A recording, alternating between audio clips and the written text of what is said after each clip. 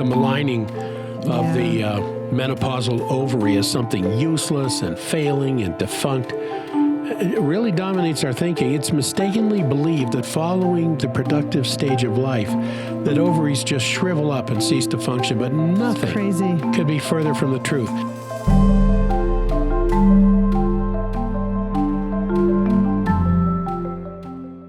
Hey everybody, it's Dr. Jack. And Mary. And we are here with podcast episode 120. Brought to you by the Forbidden Doctor.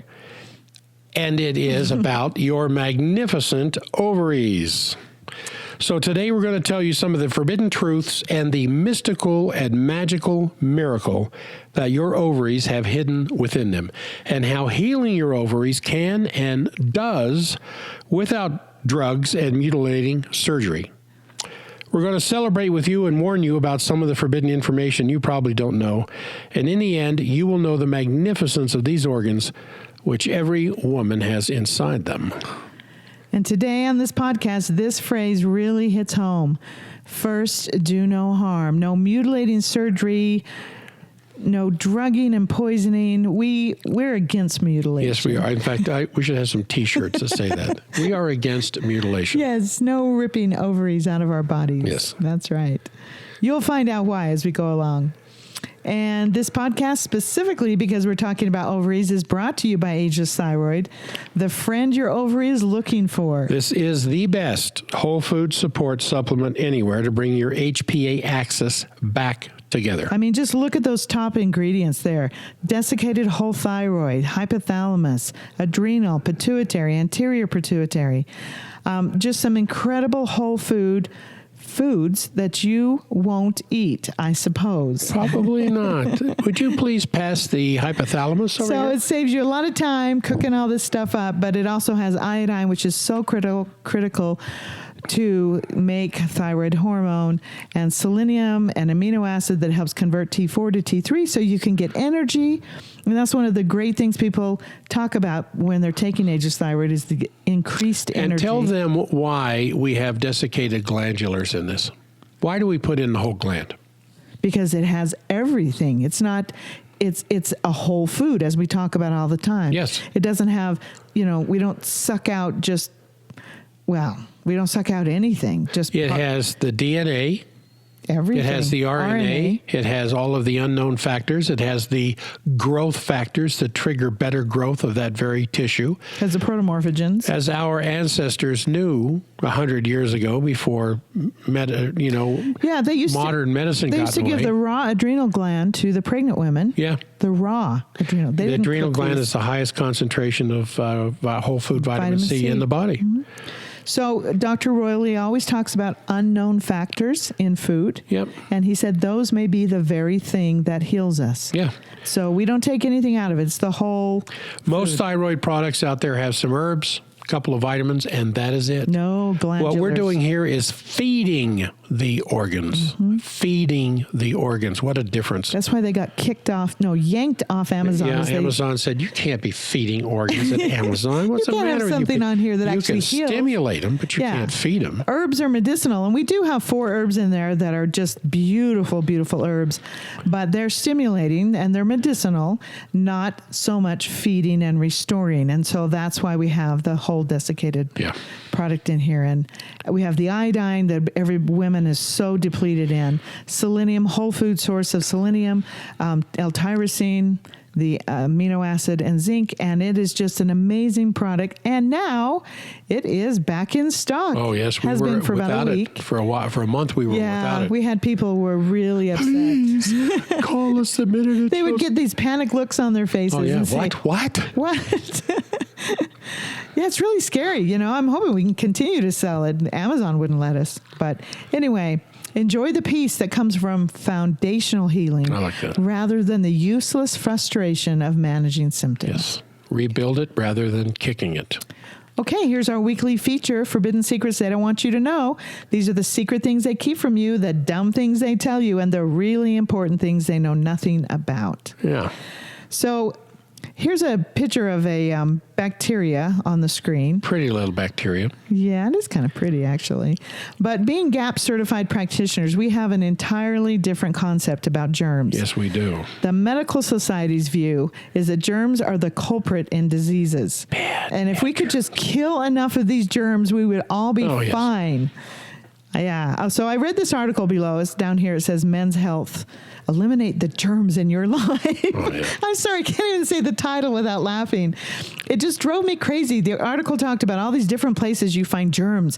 You know, your vacuum cleaner and your menu in your restaurant. And the handle on the shopping cart. Yeah, all these different places. And they're like, stay away from it. On the airplane. Ooh, I'll never fly again. Oh, look at that, shaking hands. Yeah, see, if you could see them.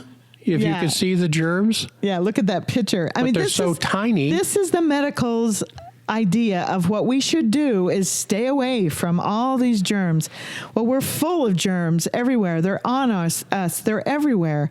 So if the germ theory of disease was true, that germs kill us, there would be nobody left alive to believe it. Yes. Germs don't kill us. A weak immune system kills us. Yes. So one of the major causes of a weak immune system comes from gut dysbiosis. And why is that? Because 80 to 85% of your immune system is in your gut. Yes. All diseases begin in the gut, not with germs. You might as well stay away from oxygen. You are enveloped in germs. Yeah. So you need to build your system from the inside out. Yeah, and you can go into the shower and just scrub and scrub and scrub, hot water, soap, everything else, and you'll get a lot of germs off the body, but you won't get them all. And by the time you wake up the next morning, they're all over you again. Yeah, and so, you know. How do I know that? Go a couple days without showering and smell your armpit. You can't get rid of one of the places they said they were on the shower curtain. Yep. They said they're really bad. And then the worst thing is when you put hot water on that shower curtain, the germs and pathogens go airborne. Oh, yeah. Ooh, they get carried away with the water vapor. I didn't know that. And all these years I've been showering with, moldy shower curtains. And well, now you see why I regularly tell you, honey, come on, go take a cold shower. Go take a cold shower. See, that's to keep the germs from flying around. That's right. Those scary, scary germs. All right. So we have to change our whole paradigm of thinking. This is what the Forbidden Doctor is here for. Our children in elementary school are only taught to stay away from germs. Oh, yes. That is it. Mm-hmm. They're taught they are the cause of all diseases. Don't let that dog lick your face. Yeah. Get out of the dirt. You're going to get some germs. And wash your hands and put this stupid, what is it called, the wipe on their hands that kill 99.9% of Now, there's germs. a couple of places I recommend that. Yeah, I'm not. In the hospital, don't touch anything in the hospital.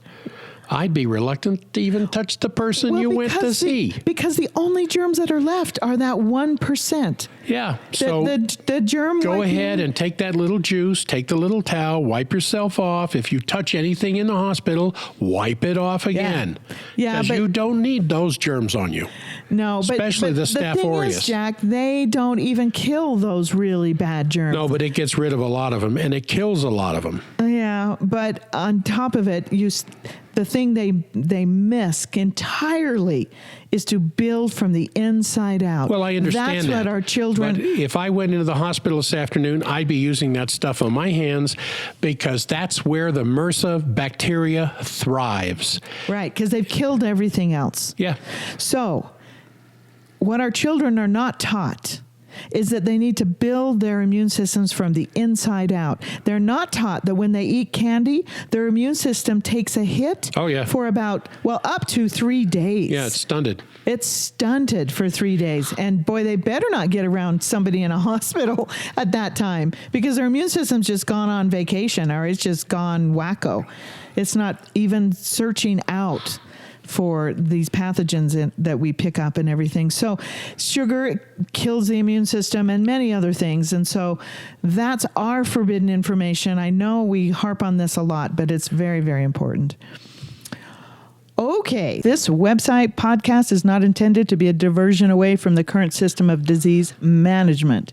It is our intention to offer a rational and very effective approach to aiding your body in its ability to rebuild and heal. Please be advised that any suggested nutritional advice or dietary advice is not intended as a primary treatment or therapy for any disease or particular bodily symptom. Nutritional counseling, supplement vitamin recommendations, nutritional advice, and the adjunctive schedule of nutrition is provided solely to upgrade the quality of foods in the patient's diet in order to supply good nutrition supporting the physiological and biomechanical processes of the human body.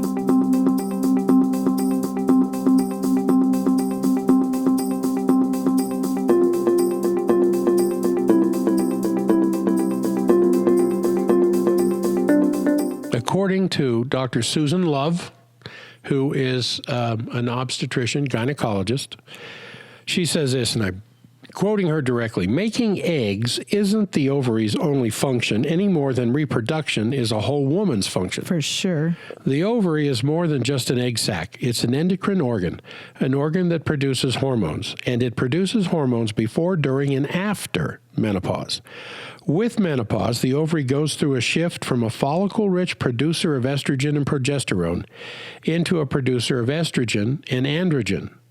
And in the post-menopausal woman, the ovary responds with increased production of testosterone as well as a continued lower level of the estrogens. And, the three major ones that we have, that women have, as well as androstenedione, which is an estrogen precursor.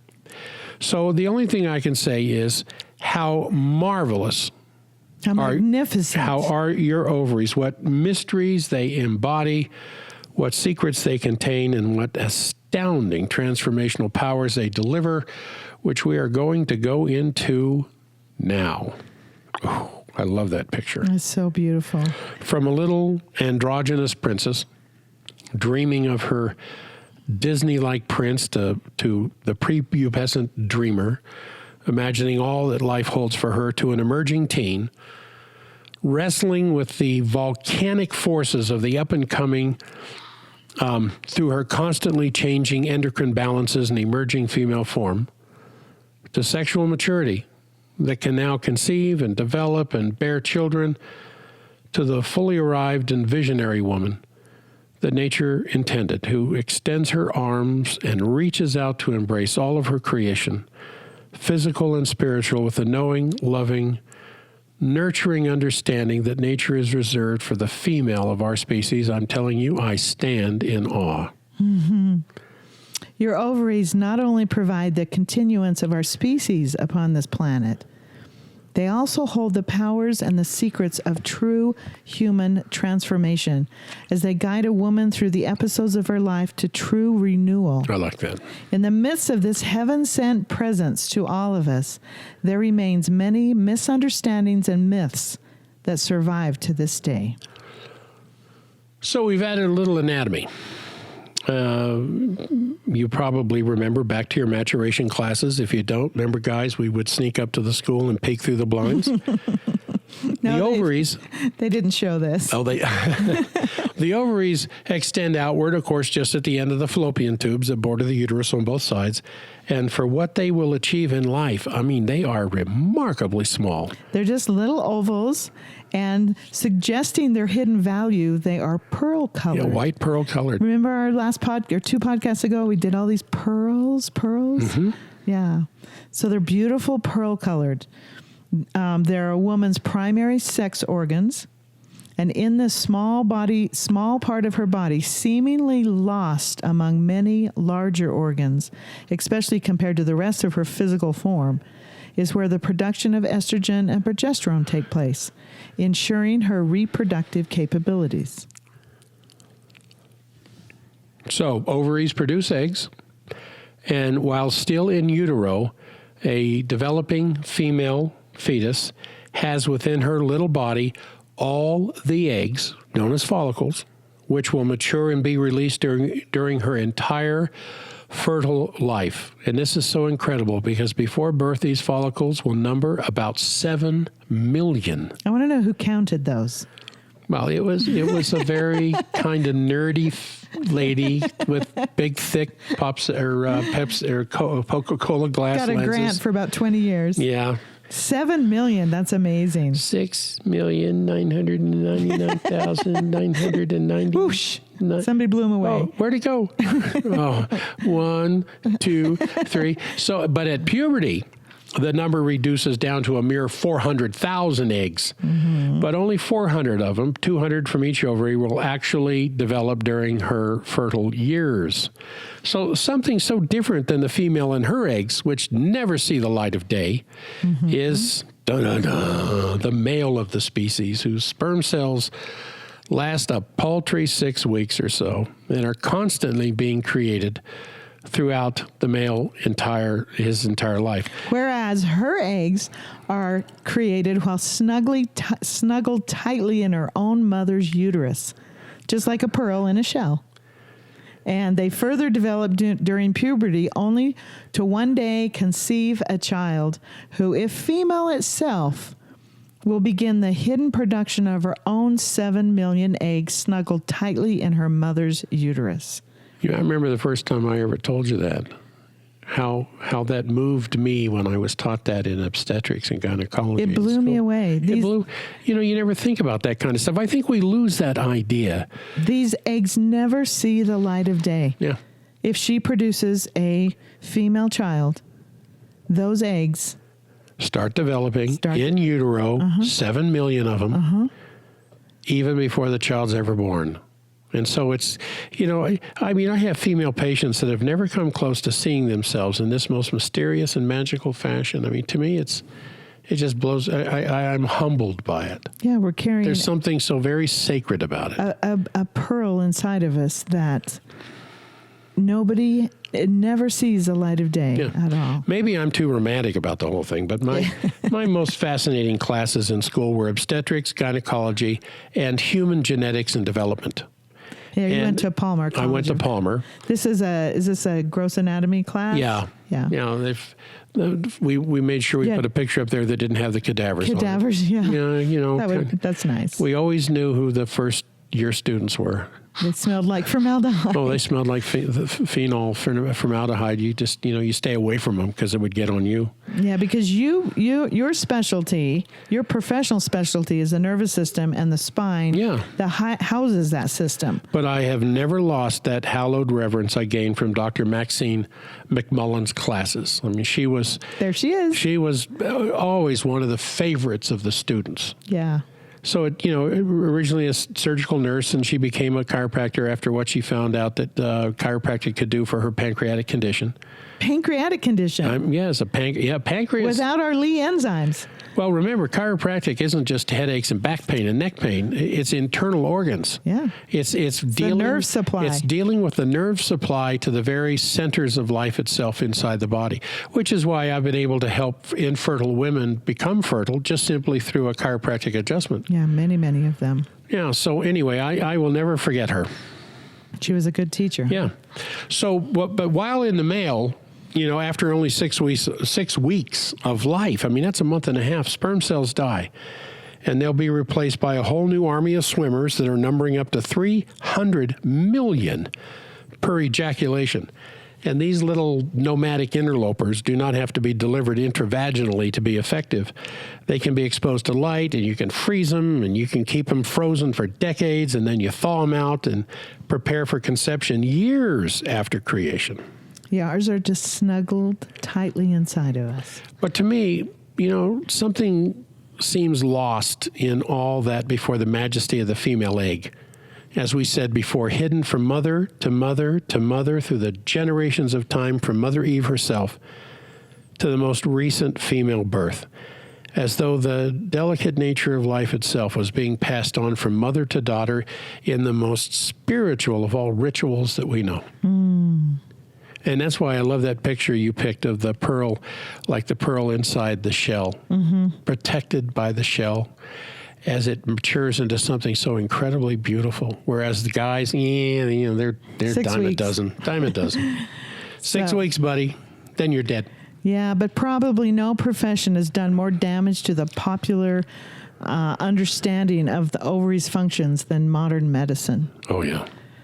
The maligning of the menopausal ovary as something useless and failing and defunct, it really dominates our thinking. It's mistakenly believed that following the productive stage of life, that ovaries just shrivel up and cease to function, but nothing Crazy. could be further from the truth. Yeah. From this gross falsehood has emerged the equally false metaphor that somehow the post-menopausal woman is equally non-productive, dried up, and useless. Oh.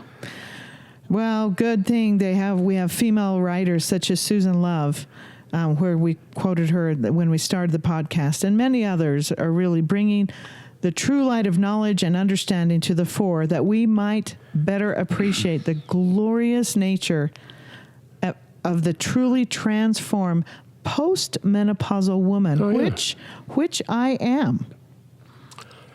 I don't think you have ever been as lovely as you are now. That was the right thing to say. In all honesty, baby, Yeah. I can't imagine you ever being as lovely as you are now. They say our ovaries shrivel up and are useless after menopause, and that is so not true. Well, what is true then about the postmenopausal ovary is that it does not shrivel or cease functioning. Ovaries produce estrogens, all of them. Some of them more so than others, but throughout an entire woman's life cycle, there's no science.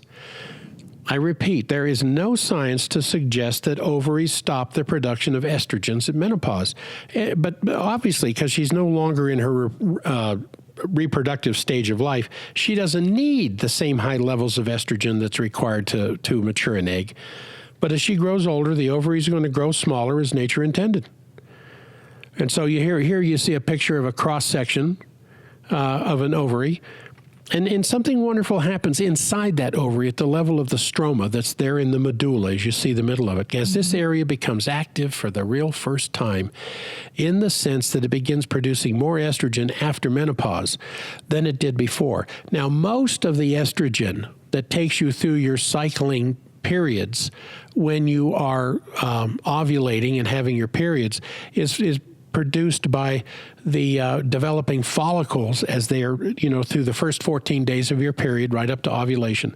And then following that is the corpus luteum, which was surrounding the ovum at the time the ovum is emitted from the ovary to travel into the fallopian tube for conception. The corpus luteum is producing tremendous amounts of estrogen and progesterone. Well, when you're no longer cycling, that's no longer necessary. And so from menarche, which is when your period starts, to menopause, the outer area of that ovary, what's called, the area of the theca externa, under the influence of the follicle-stimulating hormone, FSH, produce most of the ovarian estrogen. And with that exquisite timing of nature, one part comes alive as another winds down. Oh, it doesn't shrivel and die. No, the theca externa slows down, kind of stops doing its job, and the theca interna begins to produce more of the estrogen. And why are we saying this? Because to repeat, the ovary does not stop working as medicine would have you believe. Oh, you don't need that anymore. Let's just take it out before it's a problem. Oh, that's mutilation. Criminal. Yeah, mutilation. That's what it is. And, going through menopause, Mother Nature will always find a way for life. Life always finds a way. That is the most important thing to Mother Nature. So unless there's severe issues stopping it, you have horrible malnutrition, blocked fallopian tubes, low sperm count, life always finds a way. So that is so important to Mother Nature. So when a woman goes through menopause, it is a serious, if not violent thing to stop life. My theory is that the body just does not just heat up. Like hot flashes. Yeah, seriously heat up for no reason. Hot flashes, this is my theory, is a violent way to stop life. Theory. Yeah, it's a violent way to stop life. Burning up the remaining potential of eggs maturing. Yeah. Mother Nature knows we need grandmothers to take care of young, immature parents and their children, so she keeps grandmothers very healthy. Hormones are a critical part of keeping the species healthy and alive, and your ovaries have a very active and full life after menopause. Yeah. So you have a very healthy woman going through her reproductive years with her cycling periods, and then all of a sudden they get a little further apart, and then, after several months, up to a year of not having a period, then you are menopausal. Mm-hmm. Do they suddenly become robots and fall apart and turn into dust? Yeah. No. In many ways, now that force, that dynamic is no longer required for them to monitor it and be careful of reproduction or whatever else, now they have a chance for the absolute golden, beautiful parts of their life to continue mothering, but on a grander scale. And it's so fascinating the way that your body knows to go through puberty at a certain age. They used to go through puberty at 17 or 100 years ago. 16 to 17. Now they're starting about age 9 because of all the estrogens and hormones in our diets. In our foods. Oh, yeah. Which is so, so sad. But it knows to do this. And then when you reach a certain age, it knows to go into menopause because you need to not have babies anymore. I don't know how the body knows how old you are, but it's genetic. I know. It's a genetic timing thing inside of us. Mm-hmm. Certain genes are expressed and then they stop expressing.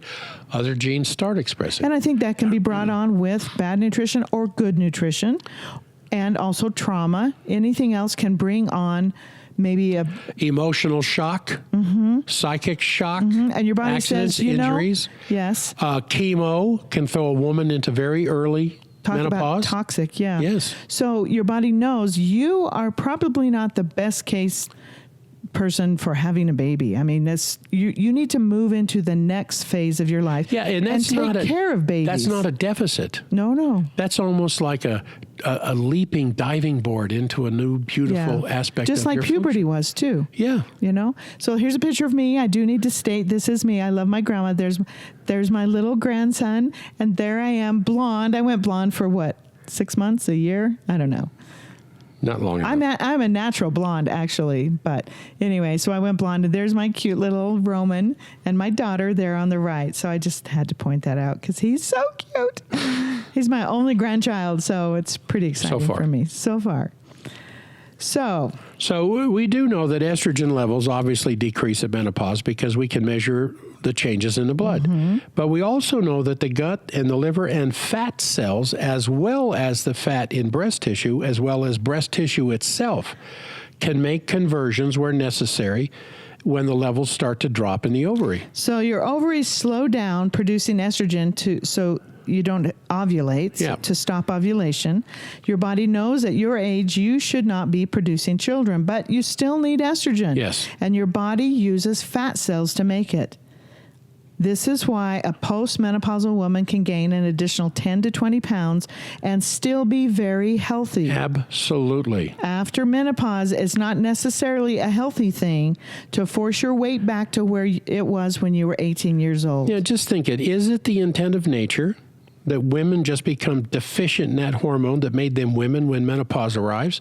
I don't think so. I don't think so at all. I mean, the idea that somehow women become dried up and hormone deficient is a lie that is spread by pharmaceutical companies to justify selling supplemental estrogens. And as far as I'm concerned, to scare or create paranoia in what I still call the gentle sex in order to sell drugs is completely criminal. Criminal, yeah. And after menopause, the ovaries continue to work in conjunction with other organs and sites around the body. It's always the design of nature for the ovaries to continue their production of estrogen, just not as much as before. Yeah, your heart needs it. Your bones need it. Remember, estrogen is the hormone of growth. Estrogen causes growth. Mm-hmm. That's why estrogen-based cancers in a woman are so deadly dangerous because that estrogen causes tissues to grow. Yeah, so if your liver isn't strong enough to clean out all the estrogen, You're going to have some trouble. Estrogen-based cancers. Good point. I'm glad you brought that up. Because you take a little androgynous little girl and you start loading her up with estrogen, what happens? Well, we're going to talk about that here next. Yes, but before we move on to that, I do want to state, because we have this slide up here on the pharmaceutical market, there is a study, and I can include it in this podcast, I may do that was done not by Standard Process, but by another company that used Standard Process's products. And they gave them 3 cruciferous complete a day. Okay, that's a supplement the Standard Process sells. 3 cruciferous complete a day. And this study was done on women that had already had breast cancer. Yes. Estrogen-based breast cancers. It dropped their chances of getting breast cancer again by 500%. Yes. Now, that should have been CNN News for months. Oh, yeah. You never heard that story. And why? Why would cruciferous vegetables do that? Why would a cruciferous Because they supplement stimulate better liver function. Yeah, they take you through phase 2 of liver detox. So it's going to clean out the excess estrogen that your blood has been bringing to the liver to be processed. And if it can't process it, the estrogen builds up inside the liver. And then you throw in hormone replacement therapy on top of it, Yep. and you just got a nightmare ready to happen. But the pharmaceutical market just jumps in and takes over when it was proven in a study that was published in a medical journal. I've got it. I just saw it today, in fact. It was really weird. I was going to put it in here. That proves that you can drop your chances by 500%. So. Well, there really is very little difference between the body of an 8-year-old girl or an 8-year-old boy. In their pre-pubertal state, one can, find a difference, obviously, anatomically speaking, but only in their undeveloped external sex organs. Because when estrogen begins to appear in the girl's bloodstream, the little girl, one of the great miracles of human development occurs. And it is by no mistake that estrogen is called the feminizing hormone. I mean, this complex chemical compound will take this androgynous little girl. She's so cute. And in 4 to 6 years, boom, transform her into a woman who is capable of reproduction herself. And that's what estrogen does. It takes a relatively large dose for that transformation to occur. Interestingly enough, if that same dose were given to a man, he would immediately start developing breasts. And if enough was given to overpower his natural testosterone levels, he'd develop fat on his body where women do, in the breasts and below the waist, in the hips and the thighs, and other feminizing changes would start occurring. So is it any wonder that once a little girl becomes a woman, through the changes initiated by estrogen, that the same levels of estrogen would be needed to maintain that womanliness through her reproductive years, and that maybe the same would be required until she reaches the end of reproductive capability? No, it's no wonder at all. Yeah. Nature designed us, or we women, to produce adequate levels of estrogen all our life, from puberty to motherhood and to grandmotherhood and beyond. So as you start to enter the change of life, somewhere from 45, 60 years of age, your ovaries are still producing as much estrogen as they have the previous 3 to 4 decades. But after menopause appears, it's now the stage of life that you're in. You're going to be producing somewhat less estrogen. And why? Because you don't need as much. No, you're not suffering from a deficiency of estrogen. Conventional medicine will want you to believe as you enter the perimenopausal. And the perimenopausal is when your periods begin to be a little bit irregular. You still have them, but all of a sudden they're not every 28 days. They may be 60 days apart. Yeah, it scares you to death because you think you're pregnant. Yeah, well, and then the medicine wants you to think, well, your ovaries are producing considerable less estrogen. Well, that isn't true. They're producing a little less estrogen, just enough estrogen decrease to stop ovulation. But the rest of the estrogen, like I said, your heart needs it, your blood vessels need it, your nervous system needs it, your bones need it. Yeah, any attempt to second guess Mother Nature and tell a woman she needs more estrogen after menopause is a dangerous road to follow. Yes, and how do we know that? Oh, my goodness. I mean, studies have shown that hormone replacement therapy to postmenopausal women can create more problems. than it's trying to relieve. Yeah, this study we've got listed here at the bottom of this screen. This is the result of 2 large-scale studies on the health risks and benefits of hormone replacement therapy for post-menopausal women. They dropped a bombshell of bad news this year. This was back in 2003. Yeah, 16 years ago. Says HRT significantly increased the risk of invasive breast cancer, and the U.S. study also found high risks of heart attacks, stroke, and blood clotting. Invasive breast cancer is usually just called cancer, but it has the potential to invade and spread to surrounding tissues and structures. Right, and we're talking about the hard cancers. We're not talking about leukemia. We're not talking about some of the lymphomas. An invading cancer is where it invades past the basement membrane and anchors into that liver, anchors into that kidney, the heart, the lung, not the heart, excuse me, but the lung, the pancreas, the ovaries.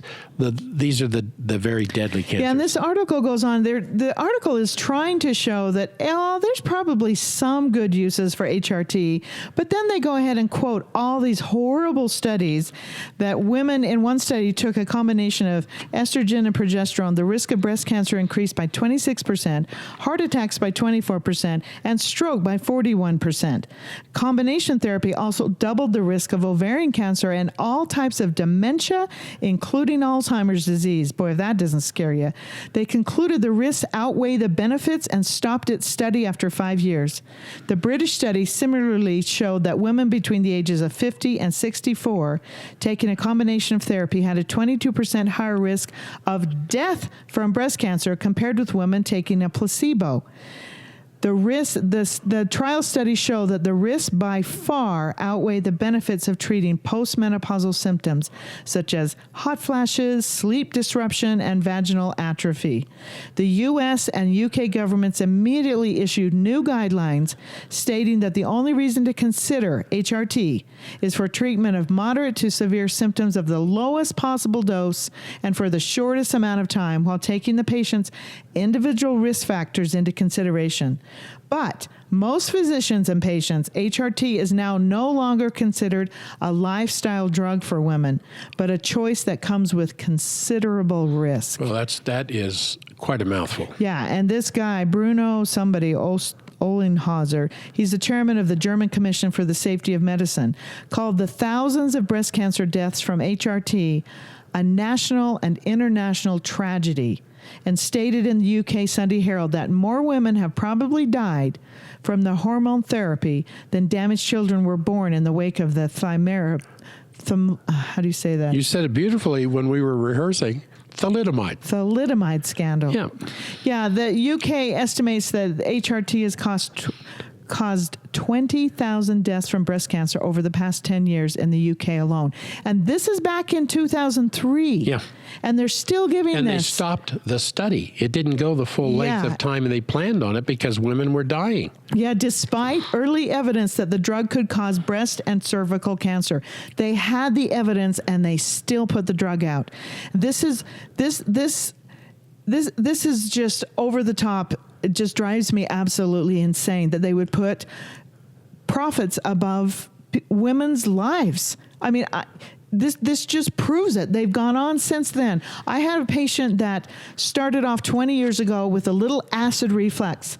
Now, I'm telling you, a little acid reflux. And she went from, of course, the acid reducer, the Nexium, the Prilosec types drugs, to because she couldn't break down protein anymore. She couldn't rebuild her ovaries. She couldn't rebuild anything in her body, her muscles, or heart. Because protein digestion was stopped by the acid reflux drugs, drug. Acid reflux drug. And it was one cascade from another to the point where she got a full hysterectomy, ovaries ripped out of her, everything. And then she went, of course, on HRT. Yeah. And HRT produced breast cancer in her. It was like this perfect little path. And this was after 2003. This was just barely. She got breast cancer, I think, in 2015, do you think? You know who I'm talking about. Yeah, I know. I think it was earlier than that, 13 or 14. Yeah, maybe. But way after this study came way out. after, yeah. Yeah, way after. So this is just tragic, if not, well, I think it's criminal that they do this. And this woman is just the most vivacious, incredible woman. And it started with acid reflux and it ended with cancer, breast cancer, just like these studies say. Okay, I need to calm down. They talk about in this article, too, that they're trying to get women to do more studies to really prove this because, you know, they want to make sure that they can't sell these drugs anymore. The pharmaceuticals are pushing to get more studies done. And they said at the very last line of this article says, after the huge controversy and public reaction to the study's debacle, it may be difficult to lure women into clinical trials again. You think? Yeah. Oh. Well, the women who would get into that would be women who did not know about this study. I know. How could they? And we have the source there. You know, through the NIH, the link there at the bottom of that slide tells you can go look at it yourself. And, you know, when you first put this in, I was like, why did you put this in? They're saying they want to find reasons to use HRT. Then I read it, and it was overwhelming, the evidence they had that it will cause cancer, let alone Alzheimer's and everything else they mentioned, stroke and heart disease. So that's really important. Do you understand that? So the ovaries have as much to do with the maintenance of a post-menopausal woman's life as it did with the bringing of others into life. Yeah. The menopausal ovary is not failing. It hasn't quit or gone into hiding. It isn't useless. It just simply shifts from reproduction to maintaining the beautiful, creative being you have always been and now are. Yes. The orchestra, whoops, I went too ahead. The orchestra has not gone home. It's just changing the tune from Mozart to Brahms. Oh, that's a heck of an analogy. Oh, and it just went right to poor Angelina Jolie. We beat up on her a little bit too much, but she is a public figure and she caused such mutilation in women. Yeah. You know, without a full appreciation and understanding of the ovary's role throughout a woman's life and its deep-seated effect in her basic hormonal nature, you know, a woman who really doesn't know any better can easily be convinced by well-meaning but ill-informed medical doctors to have her ovaries removed. Just as Angelina did. Yeah, and it's a very common thing these days to let slip by this important understanding of the continuing need for a woman to keep her ovaries. But they'll let them be removed through a complete hysterectomy when they're perfectly healthy. Just makes me sick. I can't count the number of ladies that... yeah, a woman, she'll be told that they're either no longer necessary or she'll let them be removed, as Angelina did, as a prophylactic step against ovarian cancer. Beautiful pearl-colored ovaries were taken out of her. A woman is almost never told that the removal of her ovaries is medical castration. Yeah. And the result is going to be the permanent reduction of her sexual being. Was it a coincidence that the emotional health of Angelina's marriage tanked after removal of her ovaries? I'm just saying. Yeah, well, without her ovaries, a woman is at increased risk of osteoporosis and heart disease, as well as a host of other menopausal symptoms. And emotional symptoms. Well, this is why they want to give a woman HRT. Pharmaceutical companies love for women to get a complete hysterectomy. Maybe they have terrible bleeding. Maybe they have fibroids. Maybe they need to have the uterus removed. Or cyst on their uterus. If you're going to do that, leave the ovaries alone. Yeah, don't take them, even if especially if they're if they're cancerous. That's another matter. That's another matter. You know, if you have cancerous ovaries, you've got to have them taken out because that can become metastatic in no time. Right, but Angelina's weren't. And when she had her breasts removed, I can barely say this out loud, and her full hysterectomy, ovaries and everything, that medical castration, the thing that made her a sexual being, that made her womanly, when she had that taken out. Well, without ovaries, she would never have looked like that picture. No. Of course, with some airbrushing and makeup. Yeah. But everybody knows how beautiful she is. And I predicted when she got those taken out, I said, whoa. Watch out, Brad. She's going to be, I mean, I don't know. Brad might have been a nightmare too, but I'm telling you, after that, I was like, there's not going to be any living with her because it's so difficult to adjust the hormones when your own body produces the minuscule amounts of hormones it needs every second of the day. And sometimes we forget how hormonally driven we are. There are hormones that get us out of bed in the morning when we wake up. There's the hormones that make us go, no. Sexual aspect, sexual life is a very small part of the entire hormonal package. And just to reach out and relate to another human being is a hormonal experience. Well, and if you're under a lot of stress, you make more hormones. When you're in a relaxed state, they go down. How does that happen when you're injecting yourself with hormones every day? Or some of the major hormones have been removed. Hormone-producing glands have been removed. Well, yeah. This is crazy. Take the thyroid out. And put a synthetic form in? Yeah. It's never as good. And then they test it every, 6 months, sometimes every year, and say, oh, you need more progesterone. Oh, your testosterone's down. Oh, your estrogen. Up and down, up and down. And so is your emotional expression. All the time. They can wreck friendships, wreck marriages. Yeah. So, the unnecessary, the bottom line is that the unnecessary removal of these ovaries is just a great travesty that is perpetrated upon uninformed women. And Dr. Susan Love, when she hears stories like Angelina Jolie's, this is quoting her in her book, she gets very angry. How sad that all we had to offer her is to cut off normal body parts. The only way to save the lives of women with this gene right now is to cut them up. Yeah, from a medical point of view. Yeah, and she's totally, I don't really recommend reading her book, although it's really well written and I love her, but she's totally medical, and her big thing is just to catch these things early. Yeah. Nothing about, prevent. Like we started our program with, building from the inside out. Yeah. Build your immune system so you can be around germs, and build from the inside out your endocrine system with, eating right. And of course, I think ageless thyroid and iodine are really critical to keep your, and good oils to keep your thyroid healthy.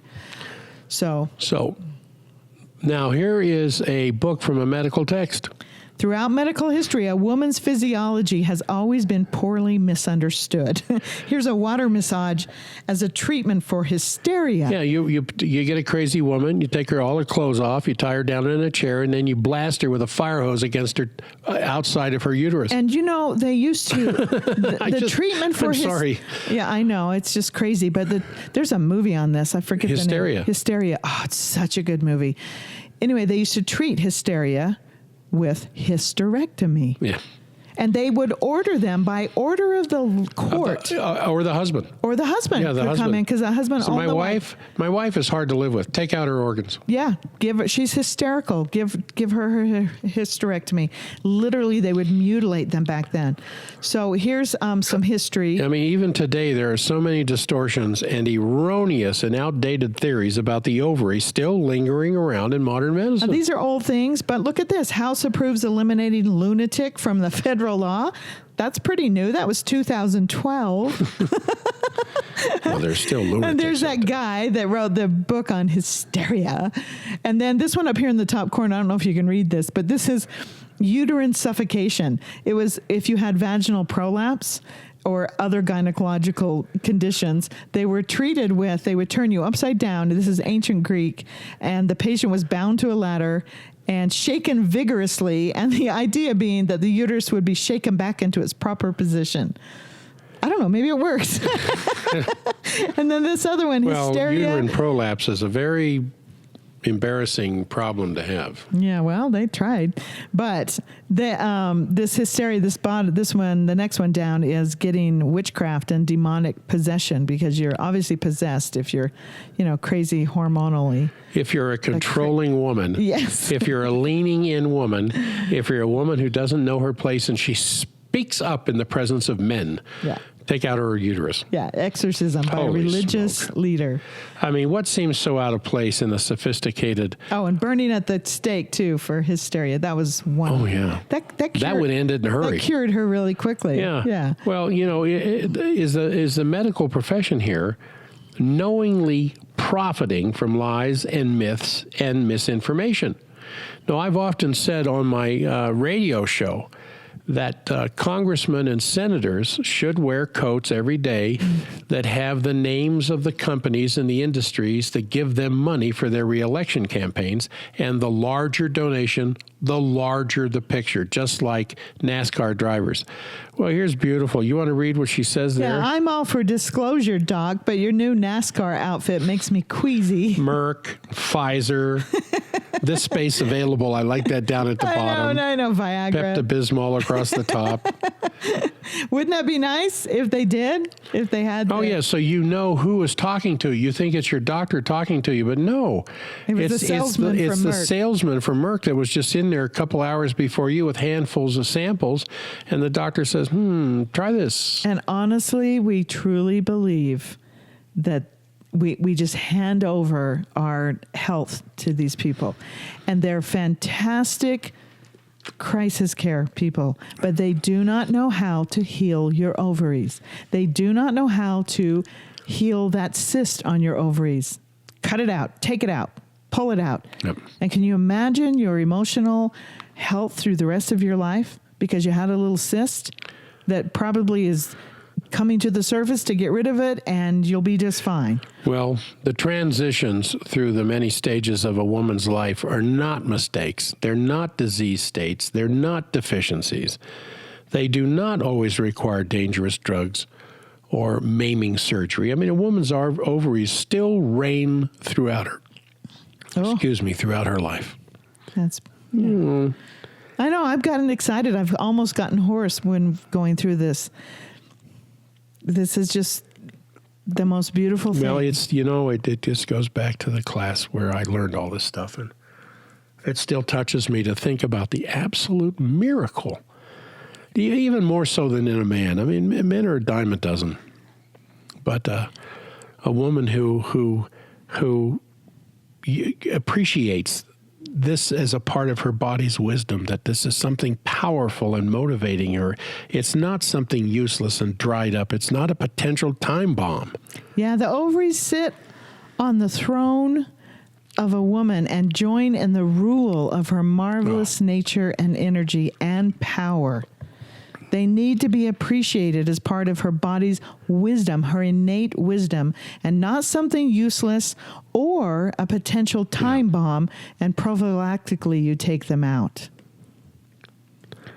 So only by reclaiming the wisdom, the majesty, the respect and power of her own body, apart from the advertising and propagandizing to the contrary, can each woman truly walk her own healing journey through all the marvelous and wonderful days of her life. That is my wife right there, who still is in possession of her ovaries.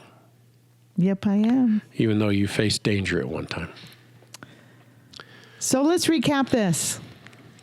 So this podcast was not just to educate a little bit about ovaries, but to highlight and celebrate one of the most beautiful miracles of female life. So let's... Whether you choose to have children or not, or find yourself unable to conceive, in most women, your body still cycles like clockwork from your first period to the last few that begin to fade, to prepare you and support you for that next explosive and creative stage of life. So nature has chosen you, Mary, the female, to bear our young. Thank goodness it's you. What a wonderful and wise selection that was. Yeah. Yeah, well, not only women, men as well. They need to stand back a moment and see this beautiful process for what it is, one of the greatest miracles of life itself. So making eggs isn't the ovary's only function any more than reproduction is a whole woman's function. It produces hormones before, during, and after menopause. Yep, remember that. It's mistakenly believed in menopause the ovaries shrivel up and cease to function. Highlight the word mistaken. This is hugely mistaken. The eggs in a woman have been there since before birth and never see the light of day, carried from mother to daughter. That's beautiful. Yep.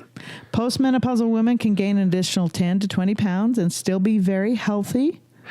Prophylactic hysterectomies and healthy ovary removal is medical castration. And in our opinion, it's criminal. Yep. Without her ovaries, a woman is at increased risk of osteoporosis and heart disease. And HRT significantly increases the risk of invasive breast cancer and higher risks of heart attack, Alzheimer's, stroke, and blood clotting. And we showed you the study. You can read it for yourself at the NIH. Yeah, do not go on HRT. And Mary, you did an excellent job with this. I could not add, I would not take anything away from this. I could not add anything to it. Well, this is a really beautiful protocol to restore and repair your ovaries. We've used this in our clinic, and this is how you go inside and heal yourself from the inside out. There are other things that I would put on here, but this would do it, a 3-month protocol. We also have an ovarian cyst protocol on our website if you do have ovarian cysts. And just go to our website, forbiddendoctor.com, and search for ovarian cyst protocol. But this is just a beautiful protocol to rebuild any woman's endocrine system, specifically their ovaries. I started off with a raw egg shake because that is just the perfect food with, and that shake recipe has, the whey and the protein and organ meat and vegetables. It's an incredible product incredible shake besides the raw egg shake. And then ageless thyroid, just 3 a day. That has everything in it, as we went through before, to really rebuild, and it has the iodine most specifically. Then the Ovex P. This is an incredible product. The P stands for porcine. That's Dr. Lee thought that was the best organ meat to use, was from a pig. And 4 of those a day, maybe more if you need to for a little while. Cataplex B will give you energy, has all the B vitamins. Breakfast and lunch, don't take that at nighttime because it will give you a lot of energy. Chlorophyll complex pearls to help heal the inflammation from endometriosis or cysts or whatever you have going on inside of you. It cleanses your blood and it just calms down the inflammation everywhere. And then the female endocrine pack has the rest of the stuff that you need, has some herbs, and it also has the tuna omega-3, Catalin, which is a multivitamin, and hypothalamus PMG, which we don't have in the ageless thyroid, so that's really cool. And one more thing I can't remember. There is PMG in ageless thyroid because it has the entire desiccated, right. But not to the concentration level that's really required. Right. So that's a wonderful protocol.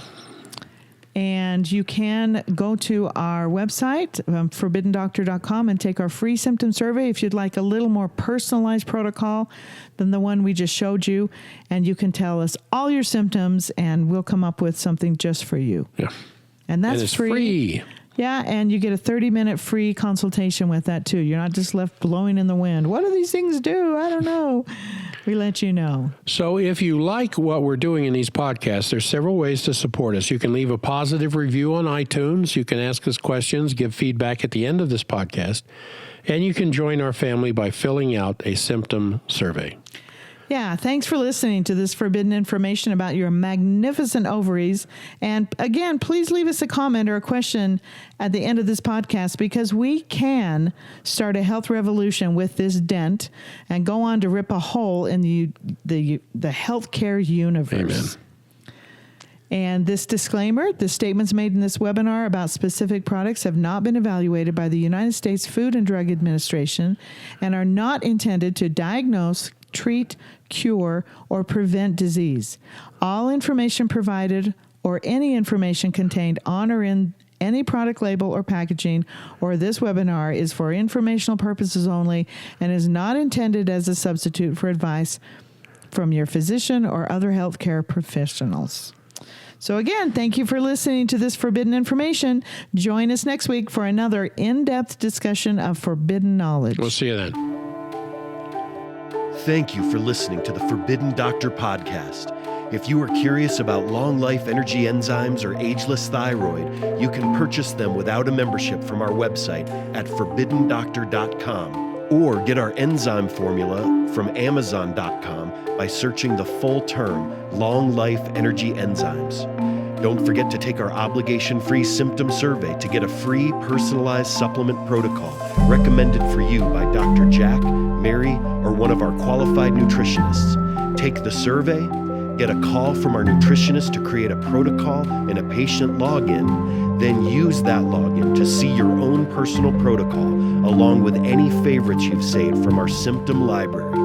Remember, our website and our clinic are here for you always.